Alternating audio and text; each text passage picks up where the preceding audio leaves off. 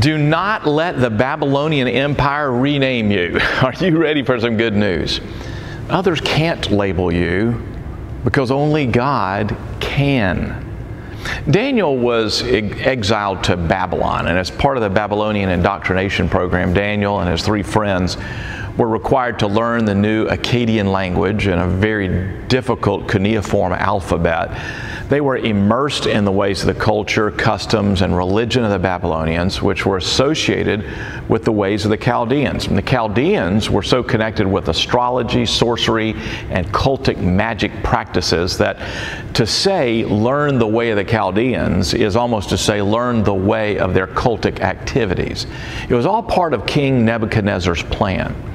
Then, to complete their indoctrination, the official in Babylon assigned Daniel and his friends new names. If you can name someone, you've taken some sort of authority over him or her. Daniel is a beautiful name in Hebrew. The little fragment of the word El is short for Elohim, which is the name for God, who's the creator of all things, the one true God. And Daniel means God is my judge, a beautiful name. Yet the new empire gives him the name Belteshazzar, which means lady or wife of the pagan god Bel.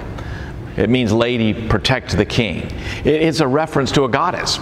The enemy empire names him Belteshazzar, but as we'll see as we go through the book of Daniel, the scripture narrator never calls him anything other than Daniel, or Daniel is never called Belteshazzar. By the end of the story, the new king, Belshazzar, calls him directly Daniel. So the name Daniel in the end prevails.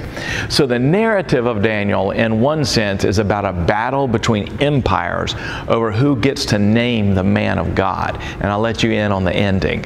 God wins. The enemy of your soul wants to name you. Hell wants to label you, but only God can call you by the right name. You're His child. That's who you are. Daniel was called something else, but he never ceased to be Daniel. You might be called all kinds of names, but you'll never cease being God's child, and that's the gospel. That's today's good news. You can get more like it by clicking these videos right here, or better yet, if you haven't done so, be sure and subscribe so you can start out every day with good news.